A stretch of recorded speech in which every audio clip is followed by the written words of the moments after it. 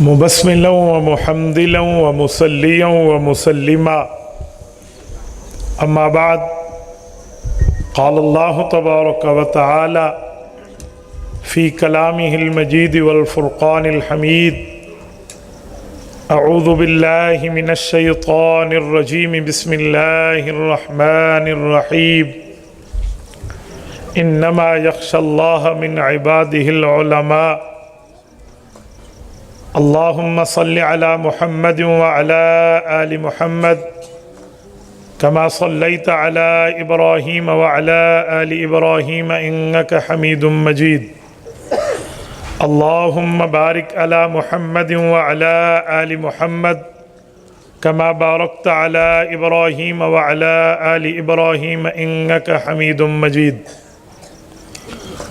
یا الہی آج تو صدیق سا ایمان دے، یا الہی آج تو صدیق سا ایمان دے، آنکھ دے اور اسوہ فاروق کی پہچان دے، کر مبرہ عیب سے اور عفت عثمان دے، کر مبرہ عیب سے اور عفت عثمان دے، فقر دے کرار کا اور حیدری اوسان دے۔ معزز دوستو، آج 2 فروری 2023 بروز جمعرات ہے اور میں یہاں ضلع اکاڑا علاقہ بصیر پور جامعہ حنفیہ مدنیہ میں مولانا محمد زبیر کی دعوت پرخلوص پر آپ کی خدمت میں موجود ہوں۔ میرے دوستو، یہ تاریخ ہم نے آج سے تقریباً 7 ماہ 6 ماہ اسی عرصے کے لگ بھگ طے کی تھی۔ آج تقریباً 6 ماہ کے بعد رب کریم نے عافیت کے ساتھ بر وقت آپ کی خدمت میں پہنچا دیا۔ میرے دوستو، میرا عنوان ہے تعارف علماء دیوبند، اور میں اسٹیج سے دیے گئے موضوع کی پابندی کرتے ہوئے آپ کی خدمت میں علماء حق علماء دیوبند کا انٹروڈکشن، ان کا تعارف، ان کی شناسائی آپ کی خدمت میں رکھنے لگا ہوں۔ میرے دوستو، علماء دیوبند کوئی مذہب کا نام نہیں ہے، دیوبندیت احناف کی پہچان کا نام ہے۔ بر صغیر پاک و ہند میں رسالت مآب علیہ الصلوۃ والسلام کا دین اقدس پہنچا ہے تو علماء دیوبند نے خالصتاً اصلی دین امت کے سامنے پیش کیا ہے۔ یہ علیحدہ نہ کسی فرقے کا نام ہے، نہ کسی مذہب کا نام ہے، بلکہ یہ امام اعظم ابو حنیفہ رحمہ اللہ کے متبع رسالت مآب علیہ الصلوۃ والسلام کے عاشق لوگ ہیں۔ میرے دوستو، علماء دیوبند کو رب کریم نے یہ مقام عطا فرمایا ہے کہ وہ خالص اور اصلی شکل میں دین کی تبلیغ کرتے ہیں۔ حضرت مولانا شاہ رفیع الدین رحمہ اللہ کے بارے میں حضرت مولانا محمد قاسم نانوتوی رحمہ اللہ لکھتے ہیں کہ مولانا کو رات میں رسالت مآب علیہ الصلوۃ والسلام کی خواب میں زیارت ہوئی۔ حضور اقدس صلی اللہ علیہ وسلم کے ہاتھ میں ایک چھڑی مبارک ہے اور حضور پاک علیہ الصلوۃ والسلام نے اس کے ذریعے ایک جگہ پہ گول دائرہ قائم فرمایا۔ یہ کہتے ہیں میں ساتھ ٹھہرا تھا، میں نے عرض کیا یا رسول اللہ، آپ نے گول دائرہ قائم فرمایا ہے، ہمیں اس کے متعلق کچھ حکم فرما دیں۔ خواب میں اللہ کے نبی نے فرمایا ادھر دین کی دعوت کے بارے میں کوئی اپنا مکتب مدرسہ قائم کر دو۔ کہتے ہیں میں نے خواب میں ہاں کی، صبح میری آنکھ کھلی تو میں اپنے خواب کو سوچتے ہوئے برکت کے حصول کے لیے اس جگہ گیا کہ اس جگہ میں نے رات رسالت مآب کو ٹھہرے ہوئے دیکھا ہے۔ اکاڑا کے غیورو مولانا رفیع الدین رحمہ اللہ فرماتے ہیں جس جگہ میں جا کر دیکھنے لگا کہ یہاں رات نشان لگایا تھا، وہ خواب تو خواب تھا لیکن حقیقت میں بھی نشان لگ چکا تھا۔ وہ جگہ آج بھی دارالعلوم دیوبند میں قائم ہے۔ اس جگہ کا نام ہے نو درہ، نور درہ بھی کہتے ہیں، نو درہ بھی کہتے ہیں۔ نو درہ کا معنی وہاں پر ایک برآمدہ بنا ہوا ہے، اس کے 9 دروازے ہیں، 9 درے ہیں، اسی لیے اسے 9 درہ کہتے ہیں۔ نور درہ اس لیے کہتے ہیں کہ نور ہدایت حضور اقدس صلی اللہ علیہ وآلہ وسلم کا نشان لگا ہوا ہے، اسی نسبت سے اس جگہ کا نام موجود ہے۔ اور رسالت مآب علیہ الصلوۃ والسلام کے اس نشان لگانے کی برکت یہ ہے، آج جب دارالعلوم دیوبند ایک پوری یونیورسٹی بن چکا ہے، اگر کسی طالب العلم کو سبق یاد نہ ہوتا ہو تو وہ استاد سے اپنا سبق پڑھ کے کتاب لے کر اگر اس 9 درے میں بیٹھ جاتا ہے تو اس کی برکت سے اسے سبق یاد ہو جاتا ہے۔ یہ دارالعلوم دیوبند کی ابتدا ہے۔ دارالعلوم دیوبند کے تعارف میں جو دارالعلوم دیوبند کا ملی ترانہ ہے نا، اس میں یہ لفظ موجود ہے کہ خود ساقی کوثر نے رکھی میں خانے کی بنیاد یہاں، تاریخ مرتب کرتی ہے دیوانوں کی روداد یہاں۔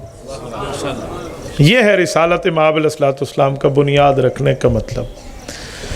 اس دارالعلوم دیوبند کے چلانے میں پہل کرنے والے قاسم العلوم والخیرات، حجت الاسلام والمسلمین، حضرت امام مولانا محمد قاسم نانوتوی رحمہ اللہ۔ میں حضرت نانوتوی پہ کوئی تفصیلی بات نہیں کرتا، میں نے آگے اس عنوان کو پورا کرنا ہے، لیکن آپ کو جھلکی دیتے ہوئے ایک جملہ کہتا ہوں۔ آج کل جب ہم حضرت نانوتوی کے بارے میں سنتے ہیں نا، تو مائنڈ سیٹ انسان کا یہ بنا ہوا ہوتا ہے، ذہن یہ ہوتا ہے کہ کسی بوڑھے آدمی کا نام ہوگا، کوئی بزرگ سا سفید ریش ہوگا۔ حالانکہ حضرت نانوتوی کا انتقال 50 سال سے بھی پہلے، 45-46 سال کی عمر میں۔ حضرت نانوتوی کو اگر آپ پڑھیں تو حضرت نانوتوی رحمۃ اللہ تعالیٰ علیہ کی داڑھی کالی ہے جب دنیا سے رخصت ہوئے۔ رب کریم نے اس شخص کو دین کی خدمت کے لیے جو منتخب فرمایا ہے نا، اللہ تعالیٰ کے اس انتخاب پہ ایک بات ہمیں سمجھ آتی ہے۔ حضرت نانوتوی نسباً اولاد کے طور پہ خاندانی حضرت ابوبکر صدیق رضی اللہ تعالیٰ عنہ کی اولاد۔ مولانا محمد قاسم نانوتوی حضرت ابوبکر صدیق رضی اللہ تعالیٰ عنہ کی سلسلہ نسب میں ان کی نسل ہے۔ حضرت نے یہ مدرسہ قائم فرمایا اور یہاں پر جو استاذ بٹھایا ہے اس کا نام ملا محمود ہے، اور اس کے پاس جو پڑھنے آیا ہے وہ مولانا ذوالفقار علی کا بیٹا بھی محمود الحسن ہے۔ عام طور پہ مشہور محمود الحسن ہے، ورنہ حضرت کے نام میں الف لام نہیں ہے، یہ فارسی والی نسبت ہے، محمود حسن۔ تو حضرت شیخ الہند جس کو دنیا کہتی ہے، وہ یہی دارالعلوم دیوبند کا پہلا طالب العلم ہے۔ استاذ بھی محمود ہے، شاگرد بھی محمود ہے۔ انار کے درخت کے نیچے بیٹھ کر، اس زمانے میں اسے چھتا جامع مسجد کہا جاتا تھا، وہاں پہ بیٹھ کے شیخ الہند نے پڑھا ہے۔ حضرت مولانا قاسم نانوتوی رحمۃ اللہ تعالیٰ علیہ وہ عظیم شخصیت ہیں جنہوں نے اس جگہ کی بنیاد رکھ کے وہ علمی، روحانی، تعلیمی روح پھونکی ہے، اور اپنی تصنیفات، تالیفات اور اپنی قلم کاری کے ذریعے دنیا میں وہ انقلاب برپا کیا ہے جو رہتی دنیا تک یاد رکھا جائے گا۔ اگر حضرت نانوتوی رحمۃ اللہ تعالیٰ علیہ کے علوم اور ان کے انداز تفہیم کو آپ نے پڑھنا ہونا، آپ حضرت نانوتوی کے مجموعہ رسائل کو دیکھ لو، جو ان میں تقریباً ان کی 6 کتابیں موجود ہیں، کہ دلیل کی دنیا کا وہ ماہر آدمی ہے کہ 1 سے 2 منٹ کے اندر دلیل کے اس انتہا تک پہنچا دیتا ہے جہاں عام آدمی کی نظر نہیں پہنچتی۔ مولانا محمد قاسم نانوتوی رحمۃ اللہ تعالیٰ علیہ نے ایسے ایسے علمی مسائل حل کیے ہیں، میں عوامی لہجے میں آپ کی خدمت میں رکھتا ہوں، آپ اس وقت غور کرنا کہ اس شخص کو رب کریم نے کتنا دماغ اور کتنی سمجھ عطا فرمائی تھی۔ مولانا قاسم نانوتوی سے ایک بار سوال ہوا کہ حضور پاک علیہ الصلوۃ والسلام کے ناموں میں ایک نام الاول ہے، ایک نام الآخر ہے۔ الاول کا معنی پہلا نبی، الآخر کا معنی آخری نبی۔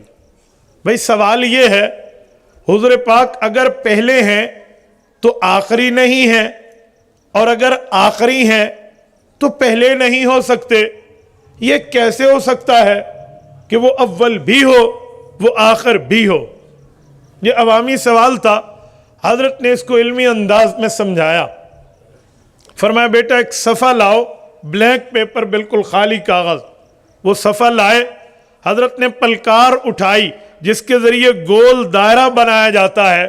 ड्राइंग में आप और हम सब ने ऐसे गोल दायरे बना के देखे हैं। हजरत ने उसमें पेंसिल रखी और पलकार की एक नोक को कागज़ के बिल्कुल दरमियान में रखा और फिर गोल दायरा बनाया, पलकार उठा के एक तरफ रख दी। कहा बेटा दो बातों का जवाब दे दो। कहा जी पूछिए। का नंबर एक, ये जो मैंने पलकार रखी थी दायरा बनाने से पहले, इसकी नोक जाकर चुभी, कोई निशान बना? उन्होंने कहा जी हां, एक डॉट लगा, एक नुक्ता लगा, एक सुराख बना पलकार की नोक रखने से। फरमाया फिर क्या हुआ? कहा फिर आपने गोल दायरा बनाया। कहा जब मैंने पलकार उठा ली फिर क्या हुआ? कहा वही दायरा नजर आने लगा जो पहले आपने नोक रखी थी, और उसके बाद ये गोल दायरा भी नजर आ गया। कहा देखो बेटा, जैसे ये दायरा बात में बना है, नजर पहले आया है, लेकिन वो नुक्ता जो पलकार की नोक रखने से पहले बना था, नजर बात में आया है। ऐसे ही समझो हमारे नबी पाक अलैहिस्सलातु वस्सलाम को रब्बे करीम ने कायनात में सबसे पहले जो बनाने का फैसला तय किया है, इससे पता चला हमारे नबी वजूद में अव्वल हैं, लेकिन जब तमाम अंबिया आए, दायरा नबुव्वत पूरा हुआ, फिर जाहिर होने में आखिर है। ये पहला डॉट जो लगा, ये वजूद में अव्वल, ज़ुहूर में आखिर। बड़ी आसान तरतीब पे रिसालत में आप वजूद में अव्वल, ज़ुहूर और आमद में आखिर। हजरत नानोतवी के समझाने का तर्ज ये है। मैं एक और मिसाल देने लगा हूं, दयानत सरस्वती का सवाल लाने लगा हूं। मुबाहिसा शाहजहानपुर उठाइए, हजरत नानोतवी से सवाल होता है कि जनाब अगर कुरान करीम अल्लाह की किताब है तो कुरान करीम की तरतीब किताबत में पहली सूरत सूरतुल फातिहा है। इस सूरतुल फातिहा में मुसलमान पढ़ते हैं इय्याका नअबुदु व इय्याका नस्तईन। अल्लाह हम तेरी इबादत करते हैं और करते रहेंगे, तुझ ही से मदद मांगते हैं और मांगते रहेंगे। हजरत नानोतवी से पूछा ये बात अगर अल्लाह ताला की है तो जब तुम नमाज में पढ़ते हो इय्याका नअबुदु व इय्याका नस्तईन, तुम्हारी मुराद अल्लाह होता है कि हम इबादत भी उसकी करते हैं, मदद भी उससे चाहते हैं। लेकिन अगर ये कलाम खुदा है, कलाम इलाह है, वही इलाही है, तो जब अल्लाह ने ये बात की थी इय्याका नअबुदु, रब ने किसे कहा था? व इय्याका नस्तईन, अल्लाह ने किससे मदद मांगी थी? सवाल है, आप सवाल हल कर दें। जवाब में यह नहीं है तू तो काफिर है, तेरा दिमाग खराब है, उठ जा बदबख्त, उठ जा पागल है, मैं तुझसे बात नहीं करता। आप ये कह के वक्ती तौर पे इस मसले को टाल तो सकते हैं, लेकिन बुनियादी जो उसने इशू उठा दिया, क्वेश्चन क्रिएट कर लिया, ये बात में एक फितने का सबब भी बन सकता है। जवाब तो चाहिए। शेख नानोतवी ने यूं नहीं फरमाया तू बेईमान काफिर फलां फलां, यूं हजरत ने जवाब दिया है। उकाड़ा के गयूरो तवज्जो रखना। हजरत ने फरमाया दयानत मैं तो बहुत हैरान हूं, मुझे लगता है तू चब्बल बटा चब्बल बेवकूफ, आज तक स्कूल मदरसे किसी इंस्टीट्यूट कॉलेज का दरवाजा भी नहीं देखा। उन्होंने कहा वाह जी मैं तो बहुत पढ़ा लिखा आदमी हूं। कहा लगता तो नहीं है। कहा तुम्हें क्यों ये बात महसूस होने लगी कि मैं स्कूल कॉलेज नहीं पढ़ा? उन्होंने कहा इसीलिए मुझे नहीं लगता कि तुझे अपने किसी उस्ताद से छुट्टी की दरखास्त लिखना भी आती हो, उन्हें कहा जी मुझसे सुन लो, वो जैसे हम लिखते हैं to the principal most respectfully, पूरी तरतीब से उसने पूरी एप्लीकेशन पढ़ के सुना दी उर्दू के तर्जमे में। मुअद्दिबाना गुजारिश है, फिदवी बीमार फला फला फला, अल आरिज आपका शागिर्द ये। हजरत ने कहा सवाल ये है कि ये दरखास्त जो तूने सीखी, क्या स्कूल का हर लड़का भी इसी तरह सीखता है? कहा जी हां। कहा उस्ताद सिखाता है या ये शागिर्द घर से सीख के आते हैं? कहा जी उस्ताद सिखाता है। कहा फिर तो सवाल खड़ा हो गया, जब लड़का लिखेगा फिदवी बीमार है, ऊपर लिखेगा टू द प्रिंसिपल फलां स्कूल फलां डिस्ट्रिक्ट फलां मामला, तो ये जो लड़का छुट्टी मांग रहा ये तो प्रिंसिपल को खिताब कर रहा, फिर खुद को फिदवी लिख रहा, अल आरज लिख के अपने सिग्नेचर कर रहा। लेकिन जब इसने उस्ताद से सीखा तो उस्ताद ने टू द प्रिंसिपल किसको लिखा? वो तो खुद प्रिंसिपल है। टू द हेडमास्टर किसको लिखा? खुद हेडमास्टर है। और फिदवी किसको लिखा? वो फिदवी नहीं है। उसने खुद को बीमार लिखा, बीमार नहीं है। अल आरज लिखा, अल आरज नहीं है। सवाल करने वाला ये है, प्रिंसिपल तो वो है। इस तरह वो अपने शागिर्द से गलत बयानी क्यों कर रहा है? जब वो खुद प्रिंसिपल है तो टू द प्रिंसिपल लिखने का माना, खुद टीचर फॉर मास्टर, खुद हेड मास्टर है तो टू द हेड मास्टर लिखने का मतलब वो फिदवी नहीं, वो टीचर है। खुद को फिदवी लिखने का मतलब वो तो बाबा मुदर्रिस मुअल्लिम में अल आरिज लिखने का मकसद। दियानत ने कहा जनाब मोहतरम, छोटा बच्चा है, उस्ताद बड़ा है, बड़ा तालीम में छोटे की जबान बोलेगा तो छोटा समझेगा कि जब मुझे जरूरत पड़ेगी तो दरखास्त यूं यूं यूं लिखूंगा। फरमाया फाइनल हो गया। अल्लाह की जात बड़ी, अल्लाहु अकबर।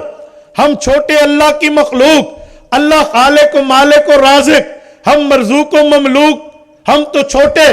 अल्लाह ने मखलूक को मखलूक की जुबान में सिखाया है। मेरे बंदो, सूरतुद दुआ, सूरतुल शिफा, सूरतुल फातिहा में तुम्हें अपने से इबादत करने की दरखास्त, अपने से मदद मांगने की एप्लीकेशन सिखा रहा हूं। जब मेरी इबादत करो कहो इय्याका नअबुदु, मुझसे मदद मांगो कहो इय्याका नस्तईन। अल्लाह ताला ने भी मखलूक को मखलूक की जुबान में समझा दिया। ये दो मिसालें सिर्फ मैंने आपको समझाई हैं हजरत नानोतवी रहमतुल्लाह अलैह के दिमाग की उस लेवल को समझाने के लिए कि इस शख्स ने दारुल उलूम देवबंद का इदारा कायम किया, यूं इल्मी जुबान को अवामी लहजे में उतार। और मेरे दोस्तों, हजरत नानोतवी की अवामी गुफ्तगुएँ भी हैं, इल्मी भी हैं, मैदान मुनाजरा में भी हैं, मैदान तसनीफ में भी हैं, तालीफ में भी हैं, मैदान तदरीस में भी हैं। हरा जाते हुए कोई कहे अच्छा मुसलमान ये हिंदू, वाह वाह, हिंदू तो अपना बंदा जला देता है, इसीलिए उसको गुस्ल कफन दफन की जरूरत नहीं है, और तुम अपना बंदा दफन कर देते हो, तदफीन करते हो, क्यों? और मर गया किस काम का? हिंदू अपनी जुबान में कह रहा मर गया किस काम का? जलाओ, दफन कर लो, दूसरे जन्म में फिर आ जाएगा। हजरत ने फरमाया यार बात कुछ और है। नानोतवी साहब क्या बात है? का एक तरफ गंध है, एक तरफ खजाना है। गंध जलाया जाता है, खजाना जमीन में दबाया जाता है। इस तर्ज पे समझाने का अंदाज हजरत नानोतवी रहमहुल्लाह का। मेरे दोस्तों, मैं चौथी और आखिरी हजरत नानोतवी की मिसाल पेश करके आगे चलने लगा हूं। हजरत नानोतवी ने मसाइल के साथ अकायद का दलाइल के साथ तहफ़्फ़ुज़ किया है। हजरत नानोतवी रहमतुल्लाह अलैह की किताब तहज़ीरुन नास, इसको उठाइए तो आपके सामने अकीदा खत्म नबुव्वत पे छुपे हुए सवालात के जवाबात सामने आएंगे। हजरत नानोतवी से सवाल होता है हुज़ूर पाक की हदीस के बारे में। रिसालत में आप इरशाद फरमाते हैं कुन्तु नबिय्या व इन्ना आदम बैनल माए वत्तीन। अल्लाह ताला ने मुझे उस वक्त नबी बनाने का फैसला कर लिया, अभी हजरत आदम को वजूद नहीं मिला था। यह हजरत अरबाज की बात जामे तिर्मिज़ी में है। فرمایا انی عند اللہ مکتوب خاتم النبیین وان آدم علیہ السلام لمنجدل فی طینتہ، رب نے مجھے ختم نبوت کے تاج سے تاجدار کیا، ختم نبوت کے تمغوں سے تاج ور کیا، ختم نبوت کے عہدے سے عہدہ دار کیا۔ ابھی حضرت آدم پیدا نہیں ہوئے تھے۔ سوال اٹھتا ہے مسلمانوں جواب دو، ختم نبوت کا تاج حضور پاک کو کب ملا؟ فرمایا گیا اس حدیث پاک میں اس وقت ملا ابھی حضرت آدم معرض وجود میں تشریف نہیں لائے تھے کہ جی فیصلہ ہو گیا۔ کوئی مدعی نبوت، کوئی نبوت کا جھوٹا دعوے دار اگر یہ بات کہہ دے کہ میری نبوت کے اعلان سے ختم نبوت پر ایبجیکشن آتا ہے، اعتراض آتا ہے، سوال کھڑا ہوتا ہے، اے تو ختم نبوت کا منکر و مخالف ہے اسی وجہ سے کہ تو حضور پاک خاتم النبیین کے بعد نئی نبوت کا دعویٰ کر رہا، اس نے کہا یہ میرے اوپر تو نہیں آئے گا، یہ اعتراض تو حضرت آدم پہ بھی، حضرت نوح پہ بھی، حضرت ابراہیم و اسماعیل پہ بھی، زکریا و یوسف و دانیال و یعقوب و موسیٰ و عیسیٰ علیہم السلام پر بھی، ان پہ بھی آتا ہے کہ وہ بھی ختم نبوت کے بعد نبی بنے ہیں۔ کہا وہ کیسے؟ کہ تمہارے نبی نے فرما دیا انی عند اللہ مکتوب خاتم النبیین، اللہ تعالیٰ نے مجھے ختم نبوت کے تاج سے تاجدار کر لیا تھا۔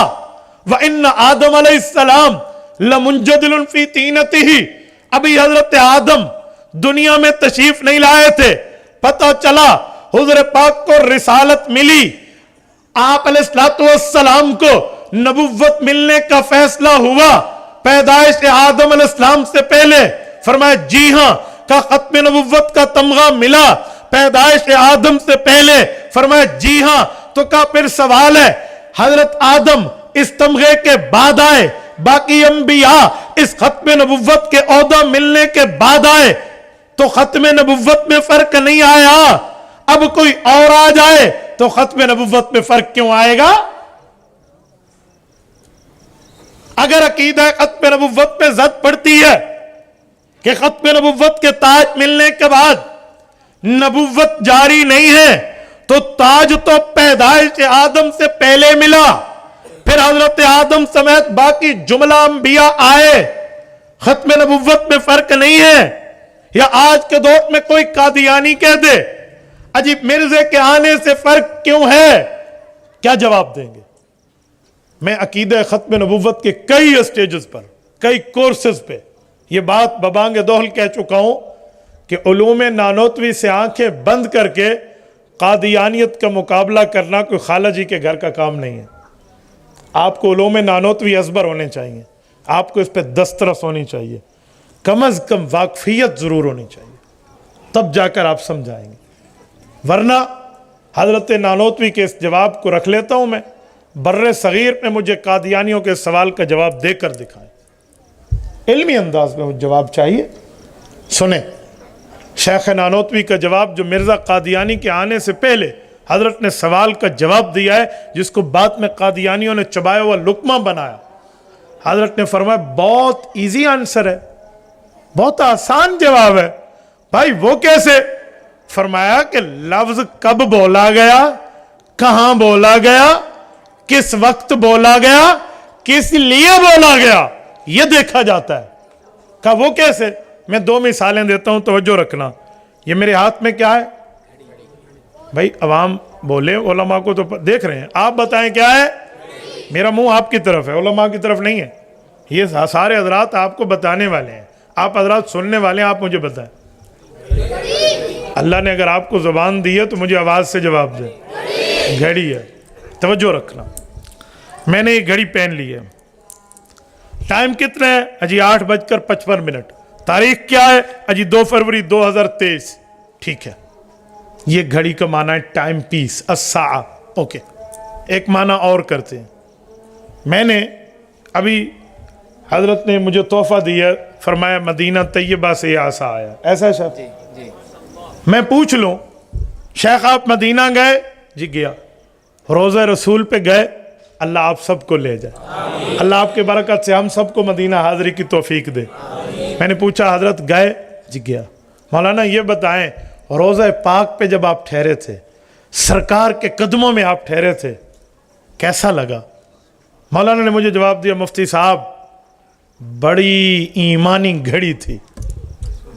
نہیں سمجھے؟ کیا جواب دیا؟ بڑی ایمانی گھڑی تھی. اب ایمانی گھڑی کا کیا معنی؟ یہی والی جس پر 8:55 اور 2 فروری 2023 دکھ رہا ہے. کیا معنی گھڑی کا؟ وقت, زمانہ. تھوڑا آگے چلتے ہیں. میں نے کہا حضرت پانی گرمی ہے, ٹھنڈا پلا دیں. یہ ٹھنڈا پانی نہیں ہے, مجھے تھوڑا سا ٹھنڈا چاہیے. حضرت نے فرمایا مجھ سے بجلی کا آپ کو ویسے ہی پتہ ہے, لائٹ نہیں ہے, کولر بھی نہیں ہے, لیکن ہم نے گھڑا اپنے پاس نہیں رکھا, لیکن چھوٹی سی گھڑی ہے, موٹا کا تصویر بنا لینا, مٹکے, ہاں چھوٹا مٹکا گھڑی ہے, اس سے ڈال دوں. مولانا زبیر ڈال دیں. ان نے مجھے ڈال کے دے دیا. اب یہاں گھڑی کا کیا معنی ہے؟ چھوٹا مٹکا. اب گھڑی کا ایک اور معنی لائے. میں آیا, میں نے دیکھا ایک شخص ان کے پاس آیا اور مولانا اس حدیث پاک کو لے کر بیٹھے ہیں کہ بندہ کاغذ پہ لکھ کے لایا ہے کہ یہ حدیث ہے. مجھے کہا حضرت چیک کریں.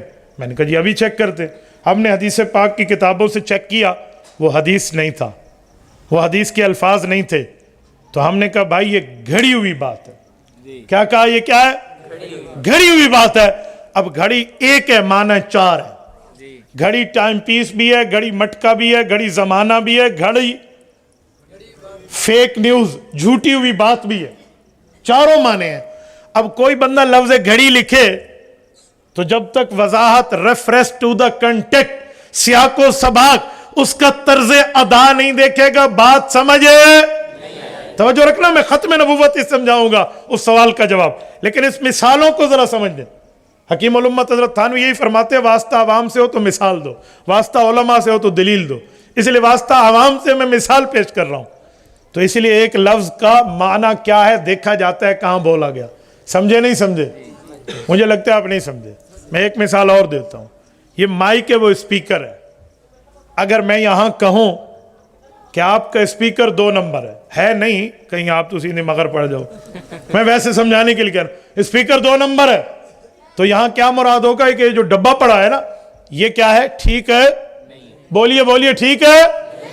لیکن اگر یہی اسپیکر کا لفظ قائد ملت اسلامیہ امام انقلاب حضرت مولانا فضل الرحمان حافظہ الرحمان قومی اسمبلی میں ٹھہر کے کہیں اسپیکر 2 نمبر ہے, تو بتائیں اسپیکر کا کیا معنی ہوگا؟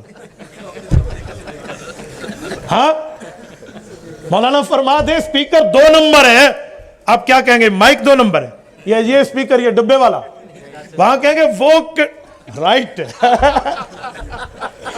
آئین شکن قاسم سوری, بات تو ٹھیک ہے نا. تو وہاں کیا کہا جائے گا کہ بھائی وہ ایم اے جو پورے کسٹوڈین آف دا ہاؤس, پورے ہال کا کنٹرولر ہے, اس پہ کوئی 2 نمبری پائی جا رہی ہے. تو پتہ چلا لفظ کی ادائیگی کا وقت دیکھا جاتا ہے. حضرت نانوتوی فرماتے ہیں لوگوں, حضور پاک نے ختم نبوت پہ حدیث کئی دی ہیں. ایک حدیث پاک وہ ہے جو آمد مصطفیٰ سے پہلے ختم نبوت بتاتی ہیں. جیسے فرمایا گیا ختم نبوت کا تاج ملا حضرت آدم کی پیدائش سے پہلے. ایک ختم نبوت کا معنی یہ ہے جب سرکار خود تشریف لے آئے, پھر فرمایا انا خاتم النبیین لا نبی بعدی. اب دیکھیں گے ختم نبوت کا تاج آمد مصطفیٰ سے پہلے کا ذکر کر رہا یا ختم نبوت کا لفظ بعثت مصطفیٰ کے بعد فرمایا جا رہا. تو لفظ کہاں بولا گیا؟ ہر لفظ کے بولنے کا اپنا مطلب ہوگا. آگے پیچھے سیاق و سباق ریفرنس ٹو دا کنٹیکٹ دیکھیں گے, پتہ چل جائے گا. حضور پاک خود بنفس نفیس تشریف نہیں لائے تھے, تو آدم علیہ السلام کی پیدائش سے پہلے فرما دیا انی عند اللہ مکتوب خاتم النبیین. میں آدم علیہ السلام سے پہلے ختم نبوت کے تاج سے تاج ور تھا. پتہ چلا حضور پاک کی آمد سے پہلے ختم نبوت ہے. معنی جتنے انبیاء کو درجے ملنے رتبے ملنے، حیثیتیں ملنے، ویلیوز ملنے ہیں، مقام ملنے ہیں، مرتبے ملنے ہیں، معجزے ملنے ہیں، جتنے انبیاء کو الگ الگ ملنے ہیں، حضور کی ذات وہ ہے کہ وہ سارے حضور کو اکٹھے مل گئے. ان پہ نبوت ختم، درجے ختم، حسن ختم، کلام ختم، مقام ختم، حیثیت و ویلیوز ختم. باقیوں کو الگ الگ، انہیں مجموعتاً. باقی گل ہیں تو یہ گلدستہ انبیاء ہیں. سبحان اللہ. جب حضور خود تشریف لے آئے، اب ختم نبوت رتبی بھی ہے کہ رتبے بھی حضور پہ ختم، لیکن جب خود آ گئے اب ختم نبوت زمانی بھی ہے کہ زمانے بھی حضور پہ ختم. آمد مصطفیٰ سے پہلے ختم نبوت پہ تاج ملنے کے باوجود باقی انبیاء آتے، ختم نبوت پہ زد نہیں پڑتی تھی، کیونکہ ابھی ختم نبوت رتبی تو ہوئی ہے، زمانی نہیں ہوئی. سرکار آ گئے، اب زمانے بھی حضور پہ ختم، رتبہ بھی حضور پہ ختم. اب نیا نبی آئے گا تو جھوٹا ہوگا. بے شک بے شک. آپ اس تشریح سے آنکھیں بند کر کے مرزائیوں کو جواب نہیں دے سکتے. یہ ہے قاسم العلوم والخیرات مولانا نانوتوی دارالعلوم دیوبند کے بانی. آگے آئیے، مولانا قاسم نانوتوی کے بعد چلتے ہیں مولانا رشید احمد گنگوہی رحمہ اللہ، فقیہ النفس ابو حنیفہ ثانی رحمہ اللہ. کون ہے، کیا مقام ہے، کیا مرتبہ ہے؟ مولانا گنگوہی رحمت اللہ علیہ کو رب کریم نے علمی انداز میں جو مرتبہ عطا فرمایا ہے، اگر آپ کے سامنے فتاوی رشیدیہ یا ابھی جو چھپ کے آیا باقیات فتاوی رشیدیہ آپ کے سامنے ہو، آپ کو اس سے مناسبت، اس سے تعلق، اس سے ریلیشن ہو، اہل علم جانتے ہیں، یقین مانیے بندے کو سمجھ آتا ہے کہ رشید احمد واقعی رجل الرشید تھا. مولانا رشید احمد گنگوہی رحمہ اللہ، رب کریم نے کیا رتبہ، کیا مرتبہ، کیا درجہ عطا فرمایا. حضرت مولانا رشید احمد گنگوہی رحمہ اللہ کو میں ان کی علمی باتوں میں کیا سے کیا بات آپ کی خدمت میں کروں. ایک جملہ کہتا ہوں محبت رسول پہ. حضرت مولانا رشید احمد گنگوہی رحمہ اللہ کے پاس مدینہ طیبہ کی لکھا ہے، کھجوریں آئیں تو کھجور بھی کھائی، گٹھلی کو پیس کے اس کو پاؤڈر بنا کے پانی سے پی جاتے کہ میرے سرکار کے شہر سے آئے ہیں. کتنی محبت سکھائی، کتنا معاملہ سکھایا. حضرت مولانا رشید احمد گنگوہی رحمت اللہ تعالیٰ علیہ کے بارے میں فرمایا گیا ہے کہ ان کی والدہ مکرمہ بچپن میں فوت ہو گئیں. اللہ تعالیٰ نے ان کو دین کی خدمت کے لیے قبول فرمایا. کشف اور کرامت اللہ نے ان پر اتنی کھولی تھی، ایک جگہ ایک گھر تشریف لے گئے، کھانا ان کے سامنے رکھا گیا، انہوں نے اپنے شاگرد کو کہا تھا کھانا تیرے گھر سے کھاؤں گا، تو جب روٹی سامنے آئی انہوں نے کھانے سے انکار کر دیا کہ جی میں نہیں کھاتا. تنہائی میں شاگرد نے پوچھا تو بتایا مجھے لگتا ہے کہ یہ جس عورت نے پکایا اس کے دل میں پیغمبر کے صحابہ اور اہل بیت کا بغض ہے، لیکن میں حیران ہوں بابا تیرے گھر سے پک کے آئی، آج تک تو تیرے گھر سے مجھے روٹی میں یہ لذت اور یہ ترتیب اور فلاں اور فلاں، آج فرق کیوں آیا؟ تو جب معلوم کیا گیا محلے کی ایک عورت اس گھر میں آئی ہوئی تھی، اس نے کہا تھا بی بی جی آج 2 روٹیاں میں پکا لینے نے. میرے دوستو آپ حضرت گنگوہی رحمہ اللہ کو کہاں سے کہاں میں بیان کریں. اور ایک جملہ مزید کہنے لگا ہوں، توجہ رکھنا. حضرت مولانا رشید احمد گنگوہی رحمت اللہ تعالیٰ علیہ نے وہ علمی اشخاص اپنے شاگردوں میں پیدا کیے ہیں، رہتی دنیا تک ان کا ایک نام ہے. یقین مانیے حضرت مولانا نانوتوی رحمۃ اللہ علیہ کے شاگردوں میں آپ حضرت مولانا حسین علی الوانی رحمہ اللہ کا نام دیکھیں. اسی طرح آپ آگے جا کر حضرت مولانا گنگوہی رحمۃ اللہ علیہ کے شاگردوں میں مولانا یحییٰ کاندھلوی شیخ الحدیث مولانا زکریا کے والد کا نام دیکھیں. بندے کی عقل دنگ رہ جاتی ہے کہ شاگردوں کا یہ مقام ہے تو استاذ کا درجہ کتنا ہوگا. علماء دیوبند میں ایک بہت بڑا نام شیخ الہند مولانا محمود حسن دیوبندی کا آتا ہے. وہ کہتے ہیں نا المطلق اذا اطلق یراد به فرد الکامل. میں مولویوں کی زبان میں کہہ رہا ہوں، اس کا تعلق عوام سے نہیں ہے. مطلق کو مطلق بولیں تو فرد کامل مراد ہے. مولانا دیوبندی کا لفظ بولا جائے تو شیخ الہند کی ذات مراد ہے. حضرت مولانا رشید احمد گنگوہی رحمۃ اللہ علیہ کے شاگرد، مولانا قاسم نانوتوی کے شاگرد شیخ الہند مولانا محمود حسن رحمہ اللہ، رب کریم نے جو رتبہ مرتبہ دیا ہے، انہوں نے داخلی فتنے کو بھی نہیں چھوڑا، خارجی فتنے کا بھی تا دیر مقابلہ کیا. مولانا رشید احمد گنگوہی رحمۃ اللہ علیہ کے بعد حضرت شیخ الہند کا نام ایک بہت بڑا نام ہے. شیخ الہند مولانا محمود حسن کو رب کریم نے اتنی صفات سے نوازا ہے، کیا سے کیا، میں کہاں ابتدا کہاں انتہا کروں، میرے لیے عناوین کو سلیکٹ کرنا مشکل ہو جاتا ہے۔ حضرت مولانا شیخ الہند پر میں ایک دو باتیں آپ کی خدمت میں رکھتا ہوں۔ حضرت مولانا شیخ الہند مولانا محمود حسن رحمہ اللہ وہ ہیں، ان سے کسی نے سوال کر کے 10 سوال احناف کے متعلق پوچھے۔ حضرت قاسم نانوتوی رحمہ اللہ اس دھرتی پہ تشریف فرما تھے، حضرت نے فرمایا جواب دو، انہوں نے اس کے جواب لکھے۔ مولانا بٹالوی نے سوال کیے تھے، انہوں نے جواب دیے۔ 10 سوالوں کے جواب کا نام رکھا ادلہ کاملہ۔ جب اس میں 10 سوالوں کے جواب لکھے اور پھر 10 سوال کیے، ان لوگوں سے جواب نہ بن پایا، 1.5 سال گزر گیا، جواب نہ دے سکے۔ آخر میں کرائے کا ایک مصنف پکڑا، اسے کہا جواب دو۔ اس نے مفتاح الادلہ نام سے ایذاء الادلہ کا جواب لکھا۔ شیخ الہند نے اس کا جو جواب دیا ہے، یقین مانیے رہتی دنیا تک حضرت شیخ الہند رحمۃ اللہ علیہ کے جواب کو سمجھا جائے گا۔ ایذاء الادلہ کے نام سے حضرت شیخ الہند نے جواب دیا، مخالفین پر 150 سال گزرنے کے بعد آج بھی اس کتاب کا قرض موجود ہے۔ اور میرے دوستو، شیخ الہند وہ شخص ہے جس نے صرف داخلی فتنے کو نہیں، خارجی فتنے کا مقابلہ کیا۔ جس وقت تحریک ریشمی رومال چلی ہے، تحریک ریشمی رومال کی قیادت حضرت شیخ الہند نے صرف یہاں تک نہیں رکھی تھی کہ وہ انڈیا تک ہو، پورے بر صغیر میں بھی نہیں تھی، اس سے بھی باہر تک تھی۔ شیخ الہند کے رابطے کابل میں بھی ہیں، ماسکو میں بھی ہیں، پاکستان میں بھی ہیں۔ پاکستان تو نہیں تھا اس وقت، بر صغیر تھا، بالا کوٹ تک، بلکہ اوگی کا علاقہ ترنگڑی، جہاں سے ہمارے مولانا مفتی کفایت اللہ صاحب ایم ہیں، ان کے علاقے تک یقین مانی حضرت شیخ الہند کے تعلقات، کیا سے کیا معاملہ۔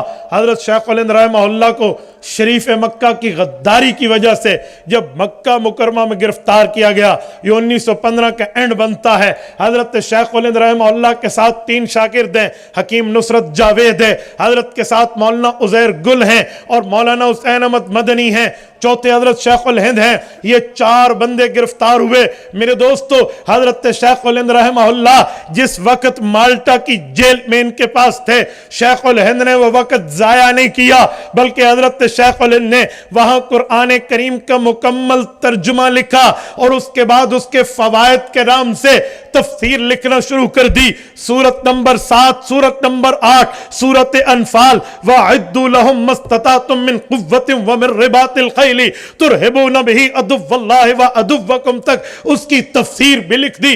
اس کے بعد شیخ الہند رہا ہو کر جس وقت جیل سے باہر آئے ہیں، قرآن کا ترجمہ بھی ہو چکا ہے، تفسیر بھی ہو چکی ہے۔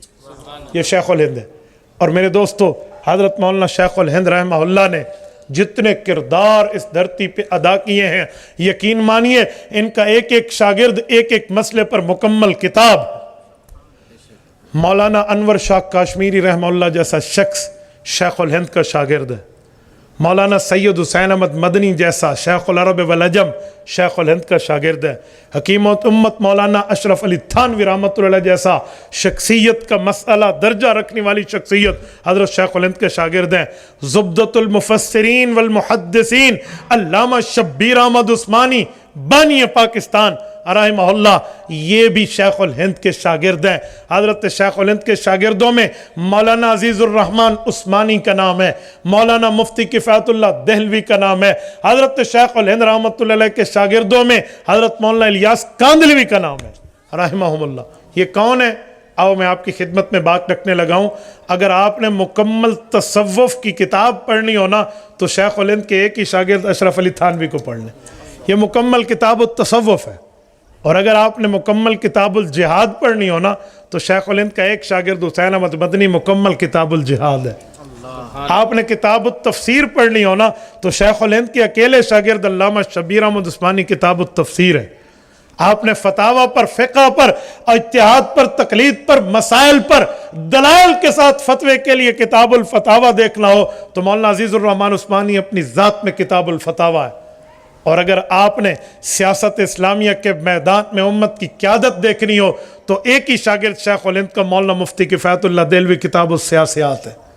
اور تبلیغ کے معاملے پر اگر آپ نے حضرت شیخ الہند کے کارنامے دیکھنے ہوں تو کتاب التبلیغ مولانا الیاس دہلوی کی ذات ہے۔ اور اگر آپ نے احادیث پاک پہ رسول اللہ کے فرامین کی خدمت دیکھنی ہو تو مولانا انور شاہ کشمیری اپنی ذات میں کتاب الحدیث ہے۔ یہ شیخ الہند کے شاگرد ہیں جنہوں نے اس دنیا میں انقلاب برپا کیا ہے. یقین مانیے میں اپنے ناقص رائے پہ بات کرتا ہوں, باقی اہل علم کی بات رائے اپنی ہوگی. میں نے حضرت شیخ الہند اور حضرت امام اعظم ابو حنیفہ رحمہم اللہ میں ایک مماثلت یہ دیکھی ہے کہ حضرت امام ابو حنیفہ نے بھی 2 کام کیے, رہتی دنیا تک یاد رکھے جائیں گے. شیخ الہند کے بھی 2 کام ہیں, رہتی دنیا تک یاد رکھے جائیں گے. امام اعظم ابو حنیفہ رحمہ اللہ نے افراد سازی بھی کی ہے, کتب سازی بھی کی ہے. شیخ الہند رحمۃ اللہ علیہ نے افراد سازی بھی کی ہے, کتب سازی بھی کی, اپنے شاگرد بھی تیار کیے ہیں, کتابوں کے دلائل بھی دیے. امام اعظم ابو حنیفہ رحمہ اللہ کے مسائل میں آپ نے اور چھوڑیے, چلو میں اکاڑا میں بیٹھا ہوں تو حضرت حجت اللہ فی الارض رئیس المناظرین مولانا محمد امین صفدر اکاڑوی رحمہ اللہ کی تحقیق کے مطابق 12,90,000 مسائل قرآن اور حدیث سے نکال کے امام اعظم ابو حنیفہ نے لکھ کے امت کی رہنمائی کی ہے. میرے دوستو, تو حضرت شیخ الہند کی ذات میں ہمیں یہ سمجھ آتا ہے, اور حضرت شیخ الہند رحمہ اللہ نے آخر وقت تک اس چیز کو نہیں چھوڑا, اپنے ان معاملے کو لگے رہے. حضرت شیخ الہند کا جب انتقال ہوا ہے, توجہ رکھنا, اس وقت حضرت شیخ الہند دارالعلوم دیوبند میں نہیں تھے, اپنے نظریاتی سفر پہ تھے. حکیم اجمل خان رحمہ اللہ کا بہت بڑا نام ہے, آج بھی دوائیوں پہ اجمل لکھا ہوتا ہے. یہ حکیم اجمل خان کتاب الطب ہے, شیخ الہند کے شاگرد ہیں. ان کی کوٹھی پر ان کا وفات ان کی ہوئی اور ان کا جو ہے نا غسل ہوا ہے. حضرت امرتسر کلکتے کے سفر پہ تھے مولانا مدنی رحمہ اللہ, وہاں سے دوڑے دوڑے آئے, غسل میں شریک ہوئے. اس وقت حضرت شیخ الہند کے لیے یہ راز کھلا کہ ان کی کمر میں اتنے گڑھے پڑ چکے تھے, جیسے حضرت خباب ابن ارت رضی اللہ عنہ کے لیے آتا ہے کہ حضرت عمر نے تھپکی دینے کے لیے ان کی کمر پہ ہاتھ رکھا تو ان کی کمر میں بچوں جتنے گڑھے پڑ چکے تھے. فرمایا خباب کیا ہوا؟ کہا مکہ کے ظالم شعلے اور کوئلے کو جو انگارے بنا کر جلا دیتے اور مجھے اس پہ لٹاتے کہ توحید کے اعلان میں ڈنڈی مار, لیکن میں ان کی بات نہیں مانتا. میری کمر کی چربی اور خون سے وہ انگارے بجھ جایا کرتے تھے. حضرت شیخ الہند کی کمر میں بھی ایسے گڑھے تھے. تو جب پوچھا حضرت مدنی سے کہ کیا بات ہے, تو حضرت مدنی رونے لگے, منہ پہ رومال رکھ کے فرمایا مجھے میرے استاد نے یہ راز دیا تھا کہ میری زندگی میں کسی کو نہ بتانا, یہ انگریز نے جزیرہ انڈمان میں حضرت شیخ الہند پہ ظلم کیا تھا. یہ جنگ آزادی کا وہ ہیرو ہے. اور میرے دوستو, حضرت شیخ الہند رحمہ اللہ کو آخری تقریر کے وقت بھی علی گڑھ جب اٹھا کر لے جایا گیا, خطبہ صدارت یہ پڑھ نہیں سکتے تھے, تقریر لکھوا کر حضرت مولانا مفتی کفایت اللہ دہلوی اور علامہ شبیر احمد عثمانی کے ذمہ لگایا کہ یہ پڑھ کے میری طرف سے سنا دیں گے, جس میں کالجز اور یونیورسٹیز کے لڑکوں کو دین اسلام اور مدرسے کی طرف متوجہ کیا, جس کو ہم عام زبان میں کہتے ہیں مسٹر اور ملا کا فرق ختم کرنے کا فارمولہ دیا. اور میرے دوستو, اس کے بعد تھوڑا آگے آئیے, مولانا شیخ العرب والعجم سید حسین احمد مدنی رحمہ اللہ پہ, یہ وہ شخص ہیں جن کو اپنے استاذ کی خدمت کی بدولت وہ مقام ملا ہے جو بڑوں بڑوں کو بھی رشک کے قابل بنا دیتا ہے. اس شخص کا نام لے کے کہتے ہیں شریف مکہ نے جب غداری کر کے شیخ الہند کو گرفتار کیا تو شیخ احمد ذہنی دہلان رحمہ اللہ مفتی اعظم مکہ مکرمہ کو حضرت مدنی نے کہہ کر یہ پیغام شریف مکہ تک بھجوایا تھا کہ شیخ الہند تو صرف نام ہے تحریک ریشمی رومال کی قیادت کا, اصل تو حسین احمد مدنی یہ تحریک چلا رہے, اسے پکڑو. تو حضرت مدنی گرفتار ہو گئے. حضرت شیخ الہند اس وقت وہ ساحل پر پہنچ چکے تھے, وہاں سے مالٹا لے جایا جا رہا تھا. تو حضرت مدنی کو شیخ الہند نے دیکھا, کہا آپ بھی گرفتار ہو کے آ گئے, میں بڑے تیقن میں تھا کہ میرے بعد آپ تحریک کی قیادت سنبھالیں گے. کہا استاذ مکرم اب تو آپ کی خدمت کا وقت آیا ہے, میں نے جو بھی تدبیر کی ہے لیکن آپ کی خدمت کے لیے آپ کے قدموں میں پہنچ آیا. اور کیا خدمات ہے؟ رمضان المبارک آیا نا, تو حضرت شیخ الہند نے پوچھا حسین احمد ہم مولوی تو ہیں, قرآن کا حافظ نہیں ہیں, تراویحیں کیسے پڑھیں گے؟ کہ استاد جی آپ دعا کریں, صبح سے لے کر عشاء تک یہ قرآن کریم کا پارہ یاد کرتے, رات کو تراویح میں سنا دیتے. ادھر رمضان ختم ہوا, ادھر ختم القرآن مکمل ہوا. میرے دوستو, یہ شیخ الہند رحمۃ اللہ تعالی علیہ کے شاگرد مولانا مدنی ہیں. اور مولانا حسین احمد مدنی رحمۃ اللہ تعالیٰ علیہ کو رب کریم نے جو مقام دیا، میں ان پر ایک حضرت مولانا افضال رحمہ اللہ جو حضرت شیخ الاسلام حضرت مدنی کے شاگرد بھی ہیں، ان کے خلیفہ بھی ہیں، حیات شیخ الاسلام میں ایک ان کی کرامت لکھتے ہیں، انسان حیران ہو جاتا ہے۔ فرماتے ہیں 18 سال تک انہوں نے روضہ نبوی پر بیٹھ کر درس حدیث دیا، اور درس حدیث میں حضرت مدنی رحمہ اللہ پڑھتے پڑھاتے رہتے۔ ایک دن ایک شخص آیا جس کے دل میں عظمت رسول قدر کم تھی، اس پر سوالات وہ اٹھا رہا تھا۔ اس نے حضرت مدنی رحمہ اللہ سے عقیدہ حیات النبی صلی اللہ علیہ وسلم کے بارے میں سوالات کی شدت شروع کر دی۔ حجی یہ سوال ہے تو یہ سوال ہے تو یہ سوال ہے تو یہ سوال ہے، سوالات حضرت جوابات دیتے گئے۔ جب اس کے سوالات کی شدت بڑھی تو کہتے ہیں حضرت مولانا افضال نے خود لکھا کہ حضرت شیخ الرحمت حضرت مدنی رحمہ اللہ نے اپنا سر جھکایا، فرمایا تجھے اللہ سمجھائے گا انشاءاللہ۔ یہ کہہ کر یوں روضہ نبوی کی طرف دیکھا تو پوری کلاس میں وہ لڑکا کہتا ہے کہ میں نے دیکھا جو استاذ جہاں دیکھ رہے تو مجھے یوں لگا کہ دیواریں ہٹ گئی ہیں، جالیاں ہٹ گئی ہیں، رسالت میں آپ زندہ تشریف فرما اور مجھے یوں دیکھ رہے ہیں۔ میری آنکھوں میں آنکھیں ڈلی تو میں دیکھنے کی تاب نہ لایا، میں نے اپنی آنکھیں جھٹکی تو دیکھا وہی جالی، وہی دیواریں، وہی روضہ۔ کہتے ہیں حضرت مدنی نے آنکھوں میں دیکھ کے کہا بیٹا مان لینا چاہیے، تسلیم کر لینا۔ آپ پڑھ لیں مولانا افضال کو حیات شیخ الاسلام میں، یہ شیخ الاسلام مولانا شیخ العرب والعجم حضرت مولانا حسین احمد مدنی رحمہ اللہ جب ہمارے یہاں کراچی میں ان کو لایا گیا، آج بھی خالق دینہ ہال موجود ہے، آپ جائیے صدر میں، خالق دینہ ہال میں انگریز نے وہاں توپوں کے اندر ان کو لایا گیا اور حضرت مدنی رحمت اللہ تعالیٰ علیہ سے کہا گیا آپ نے فتویٰ دیا تھا کہ انگریز کی فوج میں داخلہ حرام ہے۔ حضرت مدنی نے فتویٰ دیا تھا کہ وَلَا تَعَاوَنُوا عَلَى الْإِثْمِ وَالْعُدْوَانِ، قرآن کہتا ہے گناہ پر تعاون نہیں کرنا، تو انگریز کی فوج میں خود کو یا اپنی اولاد کو بھیجنا غلط ہے، مسلمانوں یہ کام مت کرنا۔ حضرت مدنی کے اس فتوے پہ انگریز چین بجویں ہوا تو جج کو نے کہا آپ نے فتویٰ دیا تھا؟ حضرت مدنی نے فرمایا دیا تھا کیا ہوتا ہے، میں تو اب بھی دیتا ہوں، فتویٰ یہی ہے۔ تو اس نے اپنے پین کی ایسے نکال کے آپ کو پتہ ہے جیسے کہتے ہیں نا کہ موتو کا تحت قلمی، ہاں میں کہوں گا نا hanging to the till death تو تجھے لٹکا دیا جائے گا، تیری موت میری قلم کی نوک کے نیچے ہے۔ حضرت مدنی نے کمر میں ایسے اشارہ کیا اور اپنے رومال کو نکالا اور فرمایا اچھا انگریز آج رسول اللہ کے امتی کو موت کی دھمکی دے گا، مجھے پہلے سے تمہارا ظرف پتا تھا، میں دیوبند سے چلتے ہوئے اپنا کفن ساتھ لایا ہوں۔ یہ مولانا حسین احمد مدنی رحمہ اللہ کی ذات۔ علامہ محمد اقبال رحمہ اللہ نے شروع میں ان سے تھوڑی بہت چپ کلیش کی بات ہوئی تو آخر میں جب معاملہ سلجھا تو حضرت علامہ اقبال نے ان کے لیے کہا تھا اقبال جن علوم کی ابجد میں ہی رہا، مدنی ان علوم کا کامل امام ہے۔ میں حیران ہوں، علامہ اقبال رحمۃ اللہ کی شروع کی بات کو پیش کیا جاتا ہے، علامہ رحمہ اللہ نے یہ جملہ حضرت مولانا انور شاہ کشمیری رحمہ اللہ کو گھر میں بلا کر ان کے سامنے جب یہ بات کی تھی، اسے ہائی لائٹ نہیں کیا جاتا تو حضرت کی دونوں باتیں بتانی چاہیے۔ مولانا حسین احمد مدنی رحمہ اللہ، اگر میں تھوڑا اس سے بھی آگے چلوں تو حضرت مولانا انور شاہ کشمیری رحمہ اللہ دارالعلوم دیوبند میں اس عظیم شخص کا نام ہے مولانا انور شاہ کشمیری، جو ایک لائبریری میں بیٹھے ہیں کہ مجھے یہ کتاب دے دیں۔ مصری کہتے ہیں نہیں، اس کتاب کو اس جگہ سے آپ نہیں نکال سکتے، کہا ایک بار پڑھنے دیں، کہا جی 10 بار پڑھ لو۔ کتاب پڑھ کے واپس ہندوستان میں آ کے اپنے دماغ سے لکھ کے واپس بھیجا تھا۔ یہ مولانا انور شاہ کشمیری رحمہ اللہ ہے۔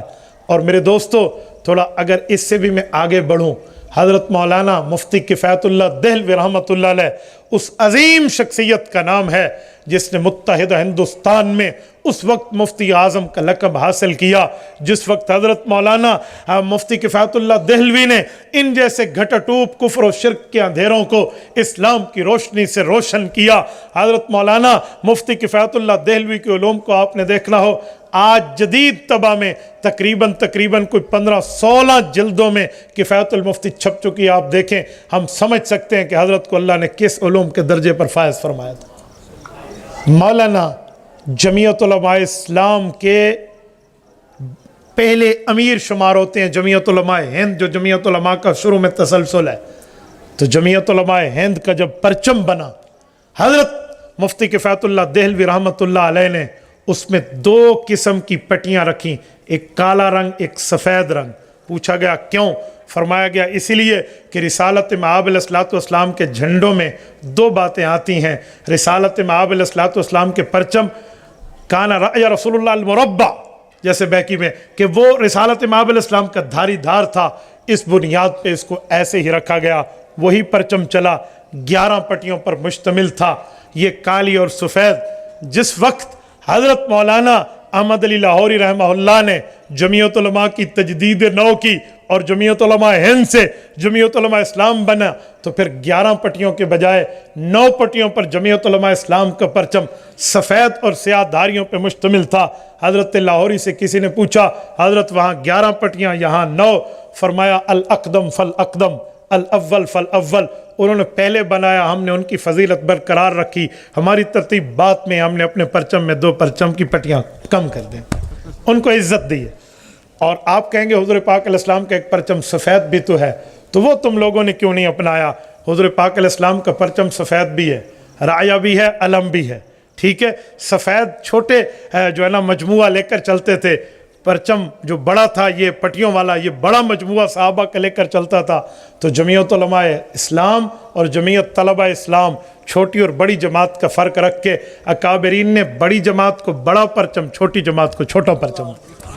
ये हज़रत शेखुल हिंद की पूरी तरतीब से हज़रत मुफ्ती किफ़ायतुल्लाह देहलवी की बात कर रहा हूँ। मेरे दोस्तों, यूँ चलते चले आइए, यकीन मानिए रब्बे करीम ने इन लोगों को यही मर्तबा, ये रुतबा, ये दर्जा दिया जिसको रहती दुनिया तक देखा जाएगा।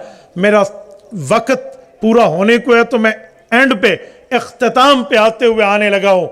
हमारे मुल्क पाकिस्तान में मैदान सियासत में इन्हीं तमाम के उलूम के अमीन मुफक्किर इस्लाम हज़रत मौलाना मुफ्ती महमूद नव्वरल्लाहु मरकदहू का नाम आता है, जिन्होंने रसूलुल्लाह के गुस्ताखों की पूरी उम्मत मुस्लिमा की साथ मिलाकर बरेलवी, देवबंदी, अहले हदीस तमाम मसालिक और इन दोस्तों को साथ मिला के कौमी असम्बली में 1973 की लेजिस्लेटिव असम्बली में 1974 में वो अंग्रेज के खुद काश्ता पौधे कादियानियत की मंजी ठोकी है कि वो आज भी 7 समंदर दूर बैठे कपकपा रहा है। ये भी उन्हीं के तसलसल है। मेरे दोस्तों, इन्हीं में फिर मुल्क पाकिस्तान में हज़रत मौलाना अहमद लाहौरी का नाम है, मौलाना मुफ्ती मोहम्मद शफ़ी रहमहुल्लाह का नाम है, इसी तरह हज़रत हाफ़िज़ुल हदीस हज़रत मौलाना अब्दुल्ला दरखास्ती रहमहुल्लाह का नाम है, मौलाना खैर मोहम्मद जलंधरी का नाम है, बड़े बड़े अकाबरीन का नाम है। यकीन मानिए मेरे दोस्तों, इन लोगों ने ये दीन के लिए पूरी दुनिया में एक इनकलाब बर्पा किया। मैं बतौर समरी, बतौर खुलासा एक जुमला कह के बात ख़त्म कर रहा हूँ। रब ने उलमाए देवबंद को खुलफाए राशिदीन की औलादें बतौर क़यादत अता की हैं।